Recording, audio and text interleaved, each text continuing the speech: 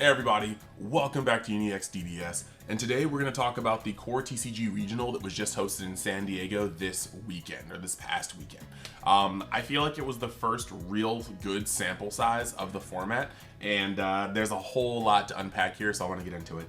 Before we get started though, I do want to give a shout out to the people that ran it so smoothly. We got Core TCG being a good TO, and then we also have Brian from Stage Zero, as well as Hayden from, well, I mean, I'm not gonna say from Egman, he is Egman.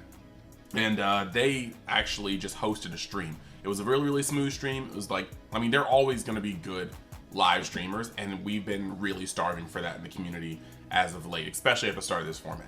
So I'm so very glad that they were able to hit the scene and give us the coverage that we so desperately needed. And yeah, I'll leave links to their channels in the description, just so you can find out where you can watch them next. And they're going to be putting up like breakdowns and stuff like that very soon. I believe Egman said around Tuesday he thought he would have it up, so keep looking for that. Past that, before we get into the meat and potatoes, I just want to say, as per usual, we are growing here. We're almost at the 2,000 mark. So if you want to join the Universe X fam, now would be the best time. Like, I'm not telling you just go down and subscribe, but if you just need the reminder, here's that reminder. And we're gonna be doing a whole lot of stuff from here on out. But yeah, whether you want to support here, you want to support my other two channels, UniX DB or UniX Mag, you can just go down in the description, kind of read what they're about, check it out, you know?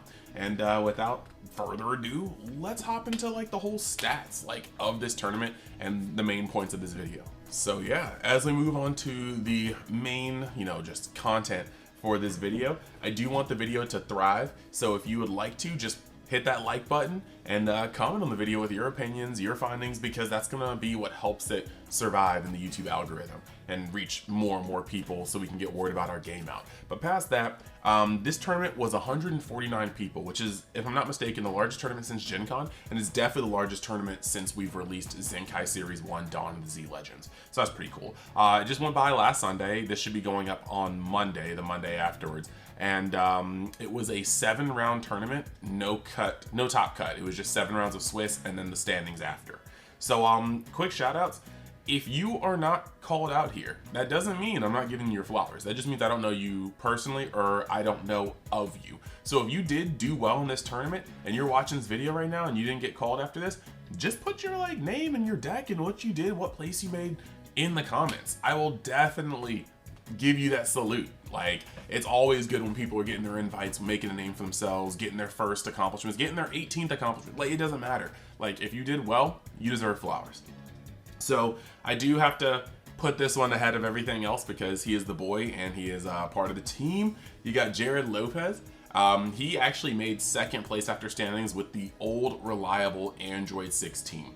That is his deck. That is his mastercraft, and here he is in Zenkai format, still doing the darn thing. So congratulations to him. After that, I've got Mikhail Grant. He actually got first place with Super Saiyan 3 Reboot. You guys should have seen him on stream a couple times. You got Brian Samuel, second national champion for the game, over here making fourth place with SS3 Reboot. So again, you got some powerful people here, powerful names. Jared made third place in nationals last year. So it's just, or no, second place, I'm so sorry. Second place in nationals last year. So you have some heavy contenders already in this top 4. You got Tim Palacios. He's the classic Pan dude. He's been topping with Pan since Pan was just printed, and he topped with Pan until it became inoperable. So yeah, him getting up here at 11th place with Zenkai Reboot Pan, that's a monument. And then last but not least, the last person I know looking at this list is Yuhavak, making 14th place with Red Gogeta. And he has a really spicy list. I'm not sure if he's going to put it up on PPG or FOE, but if they don't go anywhere, I might see if he wants to talk about it in this channel. So let me know in the comments if you like that. Maybe I can persuade him. So moving past that, we've got decks at the top tables. And yeah, so this is definitely courtesy of Brian Brown. Dude was monitoring the tables while he was doing the stream, making these posts. So this is from rounds 4 to 7. And I don't think we need them for all of them, because round 1, the top tables are just random. Round 2 and 3, yeah, it's still kind of random, but after that 4th, 5th round, that's when it starts solidifying. So as of round 4, it looks like red was the most represented color at the top tables. Like, as of round 4, you had 4 Super Saiyan 4 Gogetas, you had 3 Red Sins, you had 1 Reboot Pan, 1 Red Jiren, that was kind of funny. And then you move on to Blue, which is the second highest represented. You had 1 Super Saiyan 3 Reboot, you had 2 of the Set 1 Goku Reboot, the one that gets more powerful when you have 7 energy, and then you had 1 Gamma.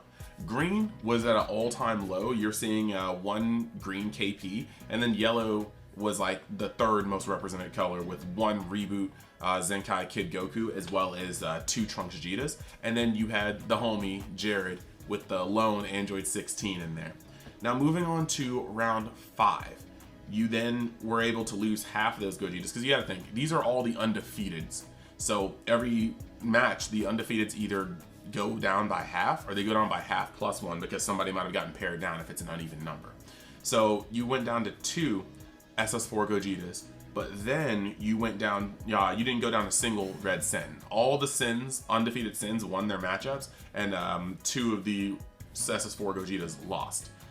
Then you had 1 Reboot Pan, the Red Jiren got knocked out, the SS3 Reboot continued, you had Set 1, you had the Set 1 Goku reboots getting knocked out, both of them. Gamma stayed in, Green KP stayed in, Reboot Kid Goku lost, both Trunks Vegetas lost, and then Android 16 kept going. So then you move on to the second to last round, and it becomes a whole bunch of 1s, but the ones that are still there are pretty interesting. As of round 6 going in, you had 1 SS4 Gogeta that was still there, 1 Red Sin, 1 Reboot Pan, 1 SS3 Reboot, and 1 Green KP. So it's very interesting that Green KP got to last that long. It does have legs, but I did not think this was the format for it, especially seeing is that some of these red decks have access to things like Vegeta's Imposing Presence. The Sin deck has that negate. I know lots of people use it, but it still is a powerful blanket negate if you are dealing with kind of Weenie Rush decks. And then Blue has access to Sensu Bean, as well as things like Ready to Rumble, the Baby's Minion, Gohan, things that are going to make it really hard for a wide board to push through damage. But alas, as we get into the final round, the only 2 undefeateds were SS3 Reboot and Red Sin. So Red and Blue definitely showed up in a big way this event, and Red definitely was like de facto best color in house for this set. Or for this tournament. So that's pretty cool. Now, moving past that, I do want to talk about what I think this means for the format, Until Stage 0 gives us the actual breakdown, and like I said in the comments, let me know if you would like me to do a more in-depth video. I've got some information from Spain, courtesy of a couple people, and I was going to make a video about that for the Spain regional that happened a little bit back. But I do feel like looking at this data, we can see that the most powerful color, or at least the most represented color at top tables, was definitely red. Even Red Rogue had more decks in top, or in the undefeated slots than like other decks in the meta. Like, we had Reboot Jiren Pan. Like, that's crazy. That's crazy. Sorry, I said Reboot Jiren. Reboot Pan and Jiren. And then you, of course, knew that Red Sin and Red Gogeta were going to be just, like, up there. But behind Red, it was definitely Blue. Blue had the most after that. You still saw Gamma.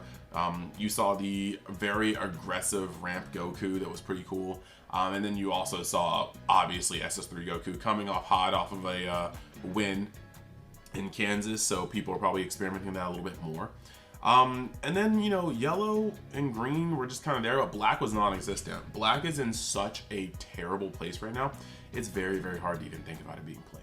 Now, this makes an interesting rotation, because right now, it's red is de facto dominant. And normally, red is able to blast through blue, but I think blue is just in a place where it's got the tools to not absolutely get maimed by red. So I think at most it's going to be a 60-40 in red's favor, but I think in a lot of cases it's much closer to 50-50, 55-45. And that 55 could be on blue or red side depending on text, the matchups, and the player. So it's really rough. I do think that blue has legs right now, but red is still slightly edging it out in terms of popularity as well as functionality. Now the thing is though, if for some reason blue has a breakthrough and blue starts creeping red out of the format, this is where you kind of get into the interesting lines of play. If blue breaks through and starts overcoming red, blue won't be able to live that long because green can obliterate blue. Like, green has a lot of tools that just do not play well with blue. So if blue ever gets too big, green can then come in as a like counter to blue. But if green starts becoming rampant, then red starts having room to just eat again. So if we ever get to a format where it's mostly blue and green, red will be able to come through and just sweep it. And so you have this like cycle, this circle of life. Red is sitting over here battling with blue, but if blue gets more popular, green will step in, and if green gets too popular, red will come back and be where it's at now. Black is a non-factor, but where does yellow come into this? Because it's very weird. I'm not sure if it's about testing. I'm not sure if it's about popularity, because let's face it, the Monkey Goku deck is a kid Goku from Dragon Ball, and his main cards are Bulma and Yamcha. A lot of people aren't excited to play that when it comes to other decks like Gamma, Super Saiyan 3, Super Saiyan 4, Sin Shenron. Like, you have decks that a lot of people are going to feel are cooler. But so far in my testing, I felt that Monkey Goku has hands, and Monkey Goku can put down red decks, can put down blue decks. So I am a little concerned with where yellow is in here, and if we just need to see more tournaments with more prevalent, well-known players to see if yellow is truly in the backseat, or if it's just a matter of preference and popularity and people not playing it. So with that being said, we still are going to have some more events. They're posting more regional events. I'm sure we're going to get some onlines too. That will be wonderful. But I'm very, very excited to play. I've been crafting on some stuff myself, and I think I might be onto something, so it's going to be really cool to drop that whenever I get a chance to try to play with it. Congratulations to everybody that has played, and I cannot wait for this tournament season to keep going. It starts feels like it's late because nationals is really only 2 months away, essentially, but I'm very excited. I cannot wait to see you guys there, and it is going to be a ball. We still, like I said, have a little bit of tournament shakiness to have, like we're getting the anniversary box, which is going to add Vegito into the meta and maybe shake up some other stuff, but then we also have Zenkai Series 2 that could be as big of a jump that we had from Rise of the Innocent Warrior, Order of Vermilion Bloodlines, would introduce no less than 6 meta decks that played the format for at least 6-7 sets to come. So this is actually really, really exciting. I hope you guys enjoyed the video.